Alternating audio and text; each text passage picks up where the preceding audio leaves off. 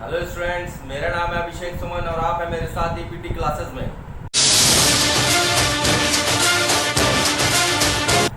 तो चलिए शुरू करते हैं हमारी आज की क्लास। आज हमारा मैक्रो इकोनॉमिक्स क्लास 12 का chapter second basic concept of the macro economics का पार्ट सेकंड हम शुरू करेंगे। पार्ट फर्स्ट में हम ऑलरेडी डिस्कस कर चुके हैं classification of the goods, final goods क्या होते हैं, कंज्यूमर गुड्स क्या होते हैं, इंटरमीडिएट गुड्स क्या होते हैं, कैपिटल गुड्स क्या होते हैं। इस सब को हम पार्ट 1 में डिस्कस कर चुके हैं। तो आज जो हमारा पहला टॉपिक है that is the concept and component of the consumption expenditure. Consumption expenditure क्या होता है कि जो भी एक कंज्यूमर है, मान लीजिए सपोज आप गए मार्केट और वहाँ से आपने एक वॉशिंग मशीन खरीदी, तो मान लीजिए उस वॉशिंग मशीन की कीमत 15,000 रुपीज़ है। तो आपने क्या उस वॉशिंग मशीन को खरीदा क्योंकि वहाँ पर आप अपने यूज़ के लिए लेके आ रहे हैं, कोई प्रॉफिट मेकिंग वहाँ पर नहीं है। तो आपका एक्सपेंडिचर कितना हुआ भाई उस पर 15,000 रुपीज़।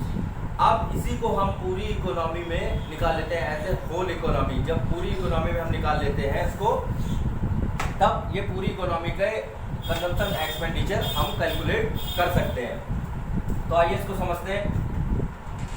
नंबर 1 क्या है कि aggregate consumption expenditure in the economy means economy में जितने भी हमारे कंज्यूमर हैं, जो कंज्यूमर हैं, उन सब के एक्सपेंडिचर को क्या है हम निकाल लेते हैं। अब कंज्यूमर हमारे कौन कौन है, देखिए यहाँ पर लिख रखा है कंज्यूमर हमारे कौन कौन। हाउस होल्ड, जैसे हम आप सब लोग, they are the household. जो भी हम चीज़ें खरीदते हैं अपने यूज़ के लिए, not for the profit making. तो अपने यूज़ के लिए जो चीज़ें हम खरीदते हैं उसके ऊपर होने वाले एक्सपेंसेस। गवर्नमेंट क्या बहुत सारी चीज़ें बिना प्रॉफिट के खरीदती है, जैसे कि स्टूडेंट्स को मिड डे मील देने के लिए राशन, या डिफेंस के लिए काफ़ी सारी चीज़ें खरीदना। तो that is another consumer is the government. Third one is the non profit private institution, जैसे आपके मंदिर, मस्जिद, गुरुद्वारे हो गए, एनजीओज है काफ़ी सारे। तो ये सब क्या है, ये प्रॉफिट के लिए नहीं चीज़ों को खरीदते हैं, ठीक है। ये कैसे अपनी ज़रूरतों को पूरा करने के लिए हाउस होल्ड या जो नॉन प्रॉफिट प्राइवेट इंस्टीट्यूशंस हैं वो क्या है, वो चैरिटी के लिए खरीदते हैं। गवर्नमेंट क्या है, वो अपना डिफेंस के लिए या मिड डे मील वगैरह में राशन के लिए, मगर वहाँ पर एम क्या है, प्रॉफिट मेकिंग नहीं है। तो these are the consumer. Consumer कौन कौन हो गए हमारे, household, government, non profit private institution. अब क्या करते हैं, if we add all three consumer, all three इनका कौन कौन सा, household, government and non profit institution. अगर हम इन सारे कंज्यूमर को क्या करें, ऐड कर दें, get an estimate of the total consumption expenditure in the economy. पूरी इकोनॉमी में होने वाले कंजम्पशन एक्सपेंडिचर को हम एस्टिमेट कर सकते हैं। अब बात करते हैं फिक्स्ड इन्वेस्टमेंट और इन्वेंट्री इन्वेस्टमेंट। ये दोनों क्या होते हैं, देखिए there are the two component of the investment. Investment के दो कंपोनेंट्स होते हैं। पहला फिक्स्ड इन्वेस्टमेंट। फिक्स्ड इन्वेस्टमेंट क्या होता है, जैसे हमने अभी डिस्कस किया था कि एक मान लीजिए फोटोकॉपी की शॉप है और वो फोटोकॉपी की मशीन लेके आया 1 2 3 4 जितनी भी, तो that is the fixed investment. वो क्या है, वो फिक्स्ड इन्वेस्टमेंट। अब जैसे वो पेपर खरीद के लाया, इंक खरीद के लाया, तो that is the inventory investment. तो नाउ फिक्स्ड इन्वेस्टमेंट क्या होता है, increase in the stock of fixed assets. Means fixed asset में जो इंक्रीमेंट होता है, that's called the fixed investment. Increase in the stock of fixed asset of the producer during a accounting year. ऐसा नहीं कि कभी भी एक अकाउंटिंग ईयर में उसका स्टॉक, यानी कि उसका जो फिक्स स्टॉक है उसमें जो इंक्रीमेंट हुआ है, that's called the fixed investment. Inventory investment क्या होता है, देखिए जैसे हमने आपको बताया उसको पेपर है, इंक है, और भी जो भी चीज़ें हैं वो सब क्या है, वो that is the inventory. Means एक प्रोड्यूसर को क्या है, एक किसी समय कुछ ये सब चीज़ें होल्ड करनी होती है, जैसे कि फिनिश गुड मीन्स जो माल तैयार है बिल्कुल, उसको कभी कभी होल्ड करना पड़ता है।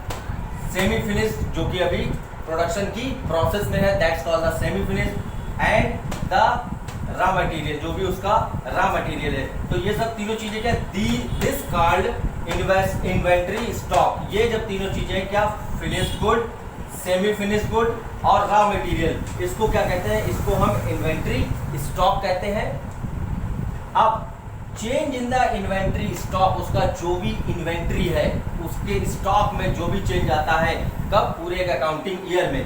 Change in the inventory stock during the year is called the inventory investment. उस पूरे अकाउंटिंग ईयर के दौरान उसमें जो भी चेंजेस आते हैं, that's called the inventory investment, यानी कि उसने इन्वेंट्री के ऊपर जो भी खर्च किया है, what ever he is doing expenses on the inventory, that's called the inventory investment. अब यहीं पर एक बात और समझ लेते हैं कि डिजायर्ड इन्वेंट्री स्टॉक क्या होता है और अनडिजायर्ड इन्वेंट्री स्टॉक क्या होता है। देखिए, desired inventory stock, desire mean भाई उसकी इच्छा थी तब उसने वो स्टॉक किया, आगे फ्यूचर में देखा उसने कि रेट बढ़ सकते हैं या उसका जो भी रीजन हो वो डिजायर्ड है, उसने सोच समझ के उसको प्लान किया।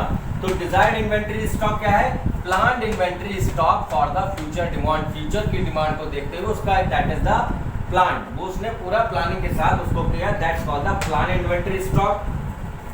उस डिजायर्ड इन्वेंट्री स्टॉक, और अनडिजायर्ड मींस उसकी इच्छा नहीं थी मगर फिर भी क्या हुआ कि कभी कभी आपको बताया प्रोडक्ट की पता चला डिमांड कम हो गई, तो जिस वजह से इन्वेंट्री रह गई।